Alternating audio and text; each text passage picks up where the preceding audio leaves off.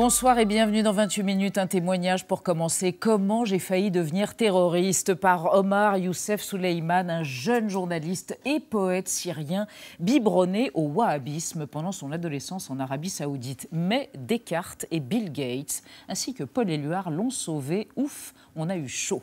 L'actualité, c'est le déplacement d'Emmanuel Macron à Calais aujourd'hui. Calais, symbole de la crise migratoire en France depuis 20 ans quasiment. La jungle a été démantelée, mais des migrants cherchent toujours à se rendre en Grande-Bretagne. Le président Macron a mis la pression sur Theresa May pour qu'elle accueille plus de migrants et qu'elle finance davantage le développement économique de Calais. La France doit-elle revoir ses accords avec la Grande-Bretagne? Celle-ci doit-elle déplacer sa frontière? On en débattra. Et puis, en fin de émission, messieurs Mauduit et Saltiel interviendront à propos de la visite du pape au Chili qui a commencé aujourd'hui et de la marque H&M dans la tourmente en Afrique du Sud depuis une pub un poil raciste.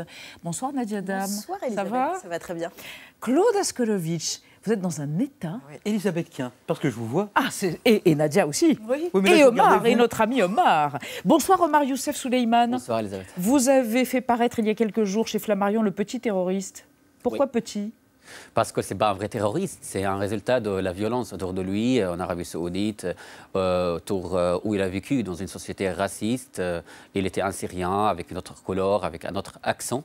Donc, c'est amusant, vous parlez de vous à la troisième personne. Ah oui, oui. Ah oui, parce qu'en fait, c'est de vous dont il s'agit. C'est vrai, oui. Mais c'est un roman ou c'est un récit? C'est un récit. C'est une vraie histoire, on vous dira un roman autobiographique, mais je préfère, je l'appelle un récit.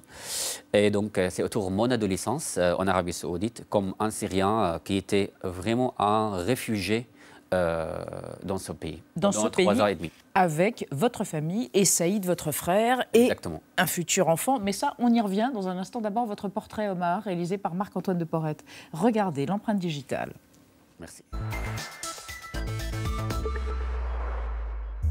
En tapant Omar Youssef Souleyman, on découvre sur Wikipédia votre profession, journaliste, poète et écrivain. Vous êtes né ici il y a 30 ans, à côté Ifé, sur les plateaux du Kalamoun, en Syrie, à 40 km au nord de Damas.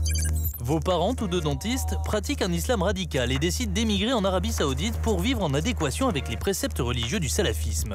Vous avez alors 12 ans et désormais votre vie s'organise autour de l'islam, entre lecture du Coran, prières quotidiennes et cours de religion.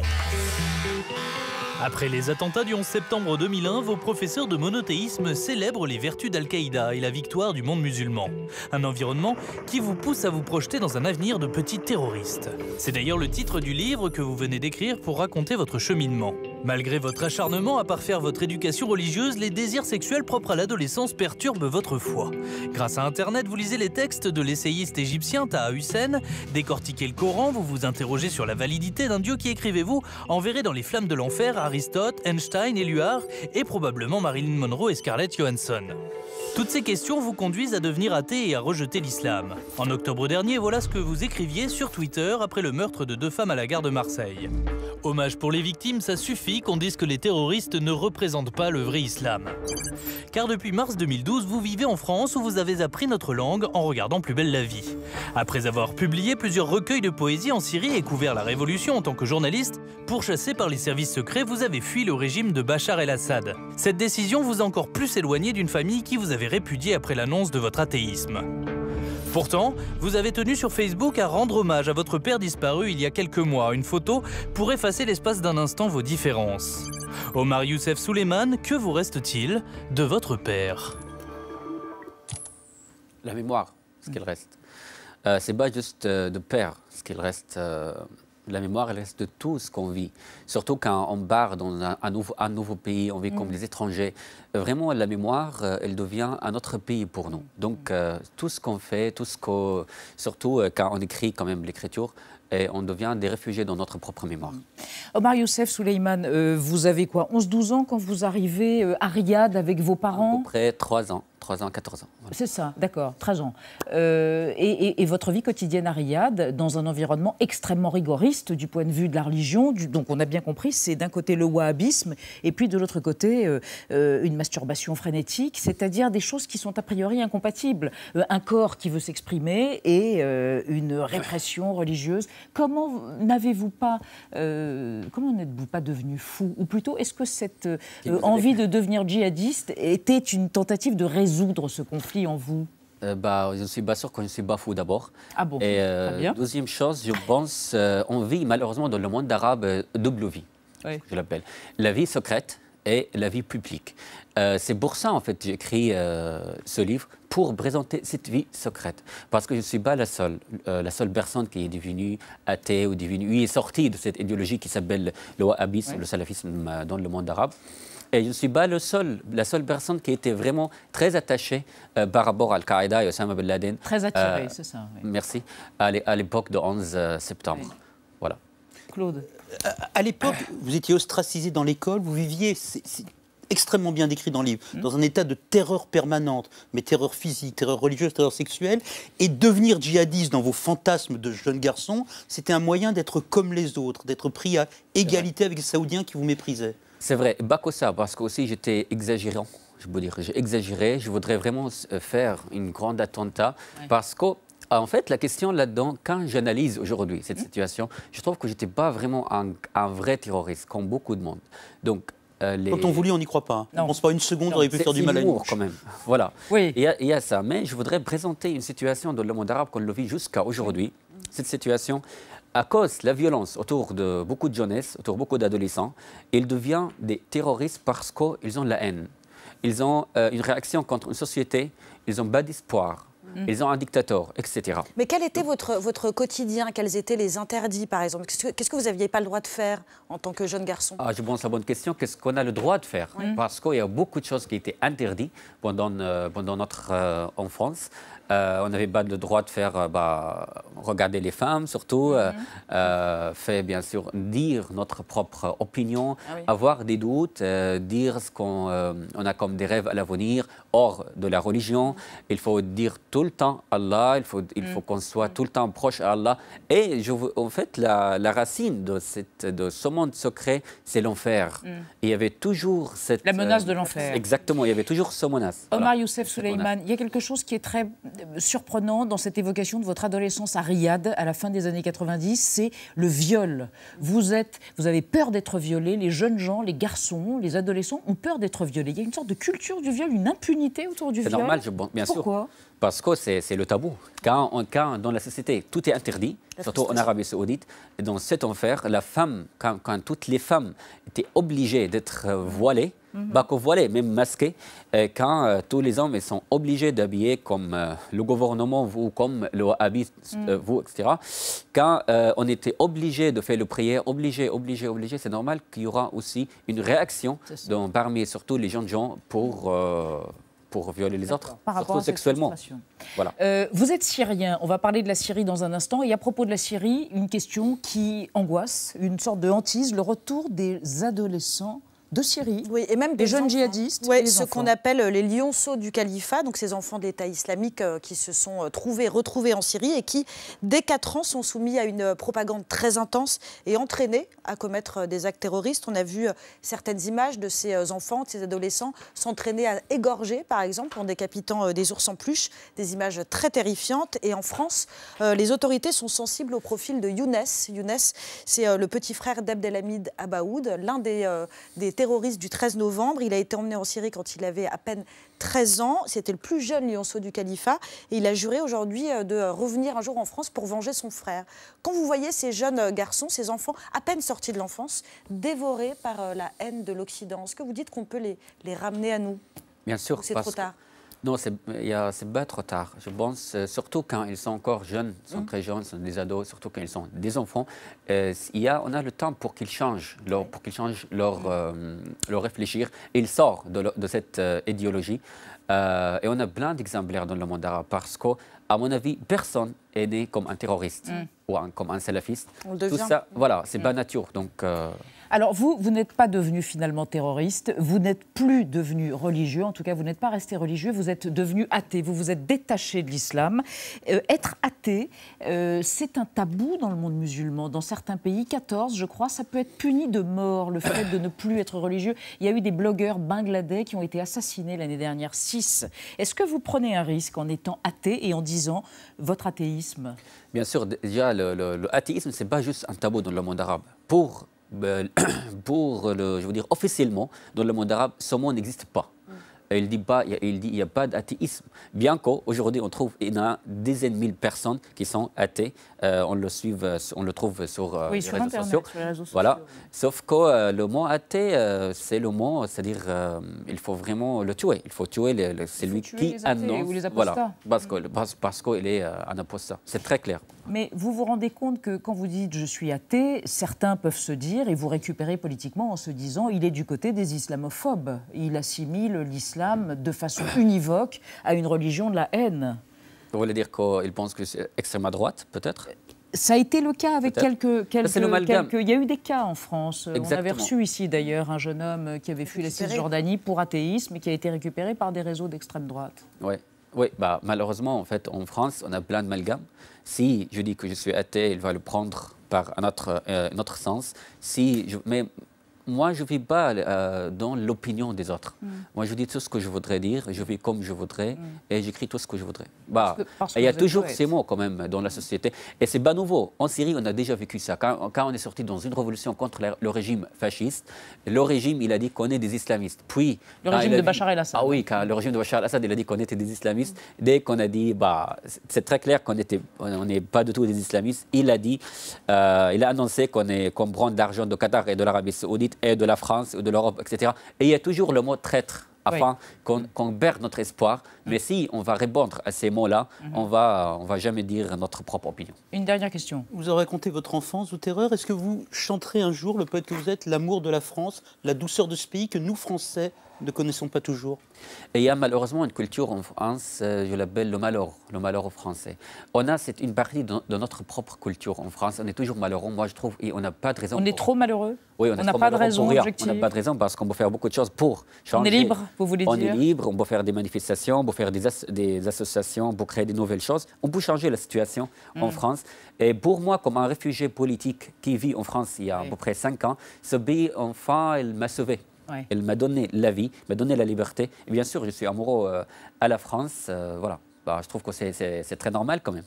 La vraie patrie du créateur, c'est l'exil. C'est un poète syrien qui s'appelle Adonis qui a dit ça. C'est ça la vraie patrie du créateur et du poète, c'est l'exil quand même? Pas forcément, ça dépend en fait. Donc c'est la France et l'exil? L'exil, pour moi, c'est un mot très large. On ne peut pas dire chacun il peut vivre ce mot, il peut vivre l'exil selon de son passé. Pour moi, aujourd'hui, je vis l'exil dans un pont entre les deux cultures, entre la culture arabe et la culture française. Et je trouve que c'est un grand but pour moi pour continuer et pour garder l'espoir quand même. Merci Omar Youssef Souleymane, le petit terroriste. Mais oui, bien sûr que c'est un récit avec de l'humour, de l'acidité et surtout un contre-champ incroyable sur cette adolescence en Arabie Saoudite chez Flammarion. Merci d'être passé chez nous et on passe à notre débat sur la crise migratoire cristallisée par le dossier Calais où s'est rendu le président Macron aujourd'hui. Question qui fâche, faut-il déplacer la frontière de Calais à Douvres? On en parle après la mise au point de Sandrine de Calvez. En route vers Calais, ce matin, Emmanuel Macron a fait une première étape dans un centre d'accueil et d'examen des situations. Des migrants, essentiellement afghans et soudanais, y attendent d'être fixés sur leur sort. Je veux vivre ici en France. Dans mon cœur, vous êtes notre président. Mais à Calais, aujourd'hui, la majorité des migrants fuient ces structures d'accueil, avec une idée fixe, réaliser leur rêve et rejoindre coûte que coûte l'Angleterre, où se tiendra jeudi un sommet franco-britannique. Emmanuel Macron l'a annoncé dès les premières minutes de son discours ce midi, la pression migratoire à Calais sera au cœur de cette rencontre. Il était essentiel que je vienne au contact des réalités que vous vivez depuis plusieurs mois, plusieurs années, pour pouvoir en tirer toutes les conséquences et évoquer dans 48 heures, avec Theresa May, plusieurs des éléments que nous devons améliorer. Le chef de l'État compte bien demander à Theresa May des mesures concrètes pour une meilleure prise en charge des mineurs non accompagnés et pour le financement de la sécurisation de la zone portuaire. Car Calais, situé sur la Manche, à 35 km de Douvres, est la porte d'entrée en Angleterre. La frontière britannique se trouve sur le sol français, depuis le traité du Touquet signé en 2003 par le ministre de l'Intérieur français et son homologue anglais. Cet accord, couplé à la fermeture du centre d'accueil de Sangatte, a fait chuter le nombre de demandes d'asile en Grande-Bretagne. Applaudi à l'époque, le traité du Touquet est aujourd'hui plus que jamais contesté. Alors faut-il le remettre en cause? La Grande-Bretagne doit-elle prendre en charge les migrants de Calais? Faut-il déplacer la frontière actuelle? Beaucoup de questions à évoquer avec vous trois. Yann Manzi, bonsoir. Vous êtes fondateur de l'association Utopia 56. Selon vous, la France, c'est carrément le bras policier d'une Grande-Bretagne qui se barricade face à l'arrivée des migrants. Il faut, c'est toujours votre point de vue, renégocier les accords du Touquet et mettre les Anglais face à la réalité du problème qui n'est pas que français. Vous en avez un à côté de vous. Vous allez pouvoir lui en parler. Bonsoir, Jeremy Stubbs. Vous êtes président du Parti conservateur, donc le représentant de ce Parti conservateur britannique à Paris. Selon vous, la Grande-Bretagne n'est pas totalement responsable, j'aime beaucoup ce délicieux euphémisme, responsable de la situation à Calais. Elle paye pour que la France joue les gardes-côtes, car il faut bien faire la distinction entre les personnes qui ont une raison de demander l'asile au Royaume-Uni et celles qui n'en ont pas. Vous nous la réexpliquerez, cette distinction. Et enfin, Virginie Guiraudon, bonsoir. Vous êtes chercheuse, spécialiste des politiques européennes d'immigration. Selon vous, force est de constater qu'il n'y a pas de différence de point de vue sur l'immigration entre la France et la Grande-Bretagne. Il n'y a pas d'autre idée que celle des Anglais. On ne veut pas que les migrants arrivent chez nous. En tout cas, ça depuis certainement aujourd'hui et le discours d'Emmanuel Macron à Calais. J'imagine que ça vous a renforcé dans votre point de vue. On va y revenir, mais d'abord une question d'un de nos auditeurs, internautes, pardon, oui, et spectateurs. Oui, qui demande si ne pensez-vous pas, sur France Inter, ici. que la fermeté britannique, donc eu égard aux migrants, est une fermeté de façade. Yann Manzi, fermeté de façade parce que les migrants en Grande-Bretagne ont globalement plus de droits que la France, qu'en France, notamment sur l'accès à l'emploi. Est-ce que ça explique le fait que ces migrants veuillent quitter la France pour la Grande-Bretagne?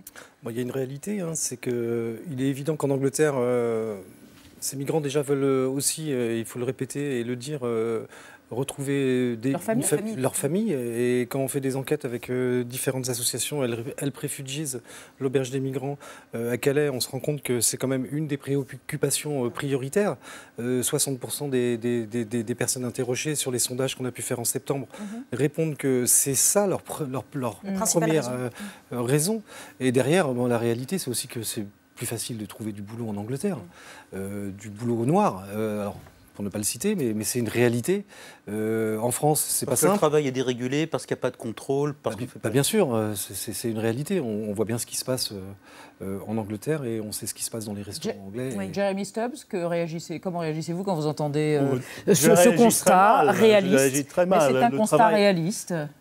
Et bien sûr, est régulé, mais ça n'empêche pas qu'il y ait des activités qui dépassent les forces policières, les forces de l'État. Donc, il est vrai qu'il y a un travail noir qui existe. Est-ce que ce travail noir existe en France? C'est à vous d'aller chercher, il faut le dire. Mais est-ce que ce n'est pas la caractéristique d'une économie plus libérale, d'une société finalement plus ouverte? C'est très dur d'arriver chez vous, mais quand on y est, on peut se faire son chemin, on peut se débrouiller. Je pense qu'il y a comme un part de fantasme là-dedans. Le Royaume-Uni, peut-être parce que c'est de l'autre côté de la Manche, c'est un Eldorado. Et tout se passera bien une fois qu'on est de l'autre côté. Et la vérité, c'est qu'on a nos problèmes aussi. Donc, c'est cette part de fantasme qui est très, très curieuse. Virginie Guiraudon, vous voulez rajouter quelque chose? Je ne parle pas de fantasme, je parle de réalité. Oui. Je suis d'accord avec Claude Askolovitch. Le système économique anglais, depuis Mme Thatcher, donc, qui était Tory, comme vous, c'est un marché dérégulé. Il y a beaucoup moins de contrôle de papiers d'identité. C'est plus facile d'être engagé pour un job comme de le perdre d'ailleurs. D'être logé même. Donc on a un point de chute, on n'a pas une vie formidable, mais si vous comparez ça même à des pays qui ont beaucoup accueilli comme l'Allemagne, la Suède, là il y a beaucoup moins de population en situation régulière, on demande beaucoup plus de contrôle. Donc ce modèle qu'on appelle le marché libéral par rapport à une économie plus régulée, il existe. Et après, pour rebondir sur... Parce que Yann a dit au départ, effectivement... on voit toujours des Afghans qui veulent aller en Angleterre, mais ça fait depuis 99, depuis qu'il y a un camp à Calais, depuis qu'il est... parce qu'ils ont de la famille. D'accord, c'est ce que disait Yann Manzi. Alors, on va démarrer avec un chiffre pour comprendre l'ampleur de la situation, l'ampleur de ce qui se passe. C'est un chiffre qui a été donné à 2 reprises, je crois, aujourd'hui par le président Macron. 115 000, c'est le nombre de tentatives d'intrusion dans le tunnel sous la Manche en 2017. En 2016, il y en avait 50 000 de plus, donc c'est en diminution. Mais Yann Manzy, vous vivez à Calais, vous voyez la situation à Calais, 115 000 intrusions par an l'année dernière, c'est plus que ce que l'État français ne peut faire. Nous sommes vraiment les gardes-frontières peut-être débordés du Royaume-Uni. Bien sûr, la réalité, elle est celle-là. Hein. Ces populations qui tous les jours répètent des tentatives pour aller rejoindre leur famille ou essayer de rejoindre une communauté, parce que c'est vrai que quand on a une communauté là-bas, on peut plus facilement y aller. Oui, il y a cette réalité tous les jours, que ça soit sur le tunnel ou dans les camions, d'intrusions répétées et multipliées de ces migrants qui essayent de rejoindre une famille. Et est-ce qu'on peut comprendre, et vous êtes souvent très critique, et vraisemblablement à juste titre envers les forces de l'ordre qui pourchassent les migrants qui harcèlent les associations, mais en même temps, est-ce qu'on peut comprendre que sous une telle pression, 115 000 tentatives d'intrusion, à un moment donné, on fait faire à ces forces de l'ordre un sale boulot que les forces de l'ordre du Royaume-Uni ne font pas? C'est sûr que nous, on sait très bien la réalité de ce qui se passe à Calais. On l'a souvent dénoncé, on a souvent été appuyé par des grosses ONG qui sont venues aussi constater la réalité de ce qu'on pouvait dire. Non, mais sur les forces de l'ordre. Sur les forces de l'ordre. Concernant la réalité de ce qui se passe avec la police. C'est terrible ce qu'on leur demande, même s'ils se comportent mal par ailleurs. Mais c'est terrible. Ils sont débordés, ils sont submergés. Bien sûr, nous on discute souvent avec des CRS, c'est un sale boulot qu'on leur fait faire, c'est une réalité. On leur demande de lacérer les sacs, les tentes, il y a un ordre qui vient de très haut? Alors ça, moi je ne peux pas le dire parce que je ne sais pas, mais par contre la réalité de ce qu'a dit aujourd'hui M. Macron, c'est qu'il y a un État, il y a des préfets et il y a des ordres. Donc je ne sais pas d'où ça vient ces ordres, par contre la réalité de ce qu'on peut vivre, que ce soit à Paris, à Calais, à Briançon ou dans différentes régions, c'est plus de points de fixation, et dès qu'il y a des points de fixation, on empêche ces points de fixation. Jeremy Stubbs, cette situation chaotique, conflictuelle, désespérée, ces souffrances, ces forces de l'ordre qui sont elles-mêmes submergées, qui se mettent à malmener, à rudoyer ces migrants, est-ce que d'une certaine façon vous vous rendez compte que c'est fait pour vous, enfin vous, les Anglais, c'est une aubaine, ces accords du Touquet, qui rendent cette situation possible et qui font que ça se fait à Calais et pas là-bas, de l'autre côté du Channel? Il faut le dire, qui existe un peu à travers l'Europe. Oui, mais on parle de la raison pour laquelle ça arrive comme ça à Calais, c'est parce que vos frontières sont ouvertes, les nôtres ne le sont pas. Donc les gens ne peuvent pas passer. Et donc on veut bien contribuer. On veut bien contribuer, mais nous ne sommes pas, encore une fois, totalement responsables de la situation. Et si les accords étaient revus, corrigés, et si la frontière était déplacée? Je ne crois pas que la frontière sera déplacée, ni les accords du Touquet Si, là, si. On va... Parce que il faut dire quand même que c'est une frontière commune. Quel que soit le côté de la Manche, on partage. Donc, il faut qu'on travaille ensemble. Et d'après ce que j'ai compris, les gouvernements sont en train d'en parler depuis quelques mois maintenant. Et il y a un terrain d'entente. En revanche, M. Macron a fait... Qui voit Mme May après-demain. Oui, il a fait, et c'est très intelligent, un peu un coup de com' d'annoncer que c'est à l'ordre du jour de leur discussion. Parce que ça montre qu'il fait preuve de fermeté, surtout au moment où il lance au moment où Mme May est un peu fragilisée, par ailleurs, par le Brexit. Un peu, mais ça ne changera rien de ce point de vue-là. C'est quelque chose qui marchera très bien ici. Cette annonce. Ici. Oui, le fait qu'il a, en même temps qu'il applique un peu le règlement Dublin, il essaye de faire travailler les Anglais. Le règlement Dublin sur lequel tout migrant doit être reconduit dans le pays dans lequel il a mis le pied en Europe pour la première fois. Ou les empreintes digitales. Alors, je repose la question. Est-ce que les accords du Touquet sont une aubaine pour la Grande-Bretagne, Madame Guiradon? Oui. Alors, d'abord, je voudrais rebondir. Je suis tout à fait d'accord avec mon voisin. Il est malin, Macron. Effectivement, il va dire, regardez, je vais dire aux Anglais que vraiment les accords du Touquet, c'est pas possible. En fait, sur la table, il y a quoi? C'est demander un peu plus d'argent aux Anglais, éventuellement des patrouilles de gardes-frontières franco-britanniques, mais pas du tout une remise en cause de la logique même de ces accords, et pas du tout non plus d'un déplacement. Donc, coup de com', on est d'accord. Une énorme aubaine, parce que ça coûte extrêmement cher d'un point de vue humain, mais ça, je laisse les associations en parler, d'un point de vue financier. Venez au fait. J'en viens au fait, c'est que, en gros, c'est des millions qui sont investis tous les ans, qui sont investis depuis 1999, même avant les accords, par Eurotunnel, qui après d'ailleurs a demandé à être remboursé. C'est un coût politique aussi, quand on voit la montée du FN dans cette partie de la France, qui est porté par la France. Imaginez si on déplace vraiment et on dit maintenant c'est Ashford, c'est plus Calais. La frontière. C'est Douvres, la frontière. L'investissement que ça représenterait, c'est bien sûr une aubaine, mais il y a un levier qui est le levier économique en fait. C'est-à-dire, Calais, c'est un port, il y a d'autres ports concurrentiels, il y a beaucoup de raisons. Des compagnies de transport ont peur. Virginie Giraudon, si on est sur ce sujet, on peut peut-être entendre notre ministre de l'Intérieur, Gérard Collomb. Vous lui avez presque déjà répondu. Il était ce matin invité sur France Télévisions, Gérard Collomb, qui incarne la fermeté en matière de lutte contre l'immigration clandestine.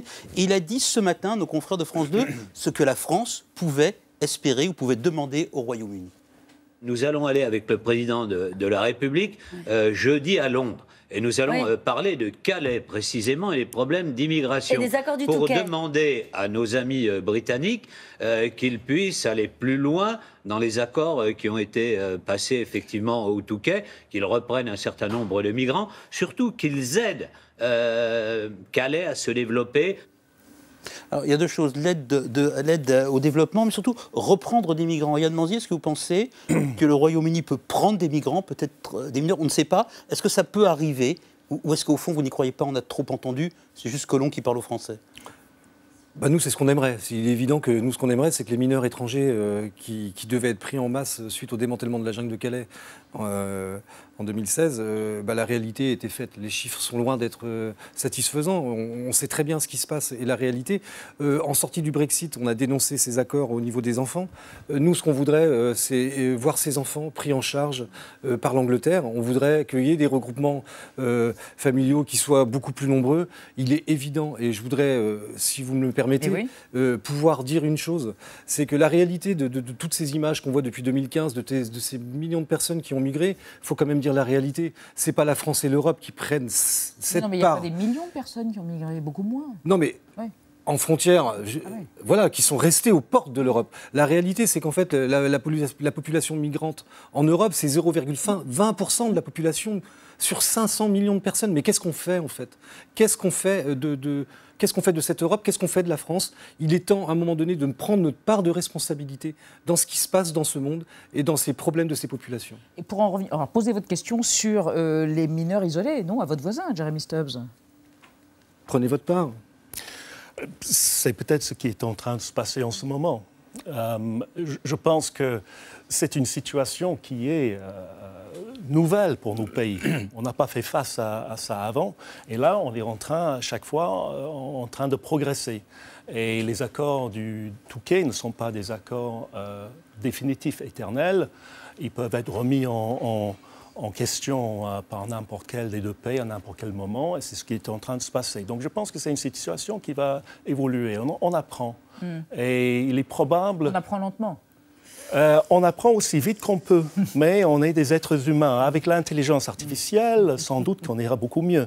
Mais d'après ce que je comprends, il y aura sans doute plus d'investissement, peut-être une plus forte présence britannique de l'autre côté de la Manche pour, et c'est un mot qu'il faut prononcer, même si c'est un mot qui ne sonne pas très bien, pour faire le tri. Ah oui. Plus de sécurisation aussi, c'est ça. Ce qu'on appellerait un hotspot en France. Ils veulent faire un hotspot à Calais. Alors, on va évoquer avec Nadia un pays qui a su rapidement comment s'emparer de cette problématique des mineurs isolés, comment la traiter. Oui, des enfants non accompagnés, c'est ce qui se passe en Suède. C'est un pays qui a reçu à lui seul 40% des mineurs non accompagnés qui sont arrivés l'an dernier dans l'Union européenne. On parle de 700 enfants qui sont dans cette situation et qui entrent chaque semaine dans le pays et qui font donc l'objet d'une véritable procédure qui a été réfléchie.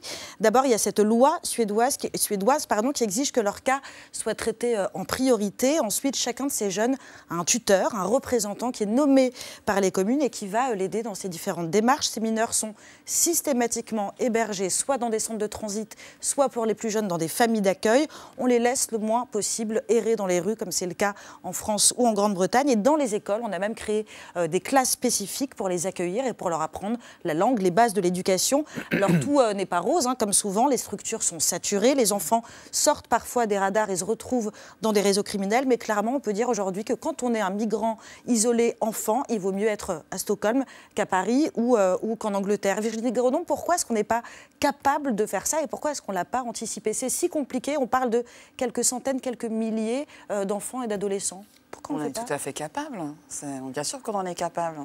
En France ou qu'en Angleterre, c'est une question de moyens, mais surtout de volonté politique. Donc nous n'en sommes pas capables politiquement, psychologiquement, culturellement. Ça veut dire qu'on ne veut pas de ces enfants en France, c'est ce que vous dites? Enfin, quand on voit la situation à Paris, on connaît les chiffres, on sait que... Vous avez les chiffres, donnez-les. Combien il y a d'enfants? Alors, il y a ceux qui... On parle bien des mineurs, isolés, non accompagnés. C'est ceux qui sont déjà pris en charge. C'est en plus à Paris, c'est bien au niveau du département dont on doit s'en occuper. On sait que c'est en hausse, donc c'est plusieurs milliers. Plusieurs milliers. Rien qu'à Paris. Yann Lanzy, au moment du démantèlement de Calais, on a laissé ces enfants partir sur les routes. 1900 enfants référencés à Calais. Alors après, c'est évident que... Et plusieurs milliers à Paris. 1900 enfants à Calais. La réalité des chiffres, c'est entre 400 et 700 enfants qui ont été pris en charge par l'Angleterre. Alors les chiffres diffèrent entre 400 et 700. On ne sait jamais trop la réalité de tout ça. Moi, ce que je peux vous dire, c'est pour avoir été à Paris depuis 11 mois et l'ouverture du centre de la Porte de la Chapelle, on avait en charge avec Utopia 56 et d'autres associations cet accompagnement des mineurs. 80% des mineurs qui se présentent dans les dispositifs sont refusés. On ne les croit pas. Donc, on dit qu'ils sont majeurs. On dit qu'ils sont majeurs. Donc il y a une réalité et une violence de tout le parcours que ces enfants ont vécu. Et derrière, on ne les croit pas. Et nous, on se retrouve avec des quantités de gamins et des citoyens qui ouvrent leurs portes tous les soirs pour mettre ces enfants à l'abri, avec la violence de Paris, avec la violence de tous les réseaux qui peuvent traîner dans ces rues-là. C'est quelque chose d'incroyable, en fait. Alors, avant d'évoquer avec vous, Jeremy Stubbs, une éventuelle politique d'immigration franco-britannique et des accords quant à cette politique, un coup d'œil satirique sur l'intransigeance de la ministre de l'Intérieur britannique. Quant à ces questions, elle s'appelle Amber Rudd. Elle est un peu rudoyée par Thibault Nolte.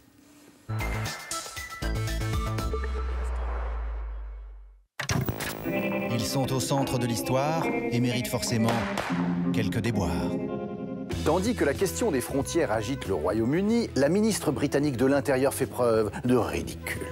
Alors, faut-il se payer la tête d'Amber Rudd? Amber Rudd a 54 ans, un gros job, mais une courte expérience politique. Élue en 2010, elle est la secrétaire d'État à l'énergie de David Cameron en 2014, puis celle à l'intérieur de Theresa May à l'été 2016. Une fusée en orbite, mais à la trajectoire incertaine. Mais qu'est-ce qu'elle fout là? London, vous avez un problème? Non, c'est le guidon qui est un peu sensible. Le guidon? En octobre 2016, elle menaçait d'imposer aux entreprises de publier la liste de leurs employés étrangers. Tollé à Rome, à Madrid, chez d'ex-collègues et même chez son propre frère. Un an après, elle se fend d'une lettre d'amour aux expatriés européens pour qu'ils restent royaux. Fin décembre, celle qui songe sans discrétion à Downing Street poursuit sa comédie. Devant son idée de contrer d'éventuels djihadistes de retour par la mer en faisant surveiller le littoral par une brigade de volontaires, les syndicats crient à la farce et la presse se gondole. Bonjour, on vient pour maraver les immigrés. Ah, des patriotes. Et vous avez de l'expérience? Bah ouais, avec le stade... Ouais. Bon, ben ok, on va vous payer en bière d'avance. Ouais.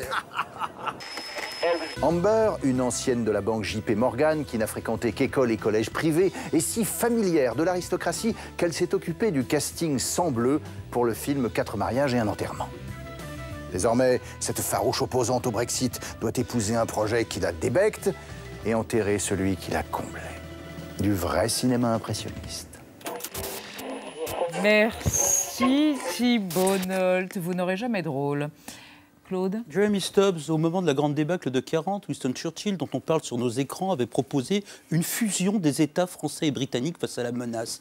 Est-ce que face à une menace, somme toute moindre, nos deux États pourraient inventer ensemble une politique d'immigration? Oui, juste un mot, c'est Jean Monnet qui avait proposé cette idée. Et d'ailleurs, ça a donné lieu à l'Union européenne plus tard. Sérieusement, est-ce qu'on pourrait avoir maintenant une politique commune? Je pense que oui. Il y a tout, en dépit du Brexit, il y a tout pour reprocher nos deux pays. Il y a une vraie volonté de travailler ensemble.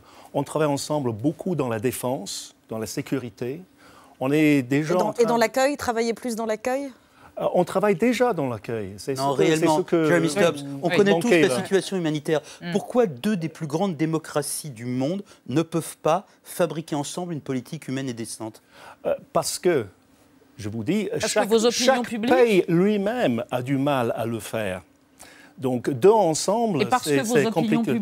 Parce que vos opinions publiques ont conduit au Brexit ici et ici en France avec une... Ce qui est sûr, c'est que l'opinion publique est très axée sur la peur de l'immigration illégale.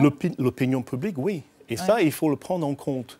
Mais pas trop Si. Ou à ce point-là? Si, parce que dès qu'on ne le fait pas, l'opinion publique choisit un autre gouvernement qui n'est pas aussi raisonnable que les gouvernements que nous avons déjà. C'est ça le paradoxe auquel il faut faire face. Un dernier mot. Moi, je voudrais rebondir là-dessus, parce que c'est quand même important. C'est bien sûr à cause du nationalisme qui monte en Europe que tout se passe, et tout ceci se passe.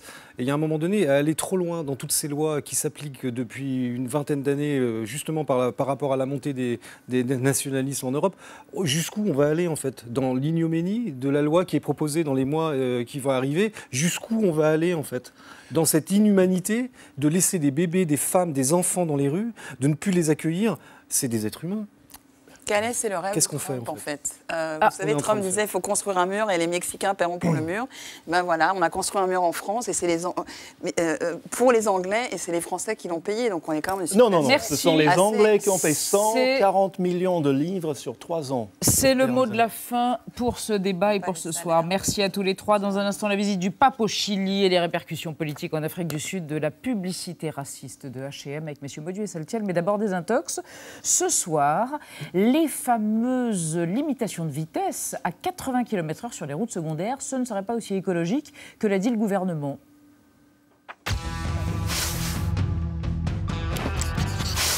Rouler 10 km/h moins vite pour polluer 30% de moins, c'est l'un des arguments avancés par le gouvernement français qui prévoit d'abaisser de 90 à 80 km/h la vitesse maximale autorisée sur les routes. Dans une note destinée au préfet et dans le dossier de presse fourni au moment de l'annonce, on trouve ainsi une infographie qui dit que rouler à 80 plutôt qu'à 90 km/h, c'est jusqu'à 30% d'émissions de polluants en moins. En guise de source, un lien renvoie vers une page internet qui n'a pas été mise à jour depuis presque 10 ans et dans laquelle n'apparaît pas le chiffre mentionné dans l'infographie. Cette page renvoie quant à elle vers le site internet de l'ADEME, l'Agence de l'environnement et de la maîtrise de l'énergie. C'est elle qui a fourni ce chiffre, assure aussi la sécurité routière française. Si l'ADEME a bien publié un dossier fouillé sur le sujet en 2014, en faisant une synthèse des résultats de plusieurs dizaines d'études, la statistique citée par le gouvernement n'y figure pas. Au contraire, on peut y lire que la relation entre baisse de la vitesse maximale et pollution est complexe. Car les résultats varient selon la méthode de calcul ou l'axe observé. En ville, par exemple, réduire la vitesse maximale peut augmenter les émissions. L'état des routes, des véhicules et du trafic sont des facteurs à prendre en compte pour observer la pollution. Un spécialiste nous a confirmé que l'ADEME n'avait jamais annoncé ce chiffre de 30% d'émissions en moins si l'on réduit la vitesse maximale autorisée.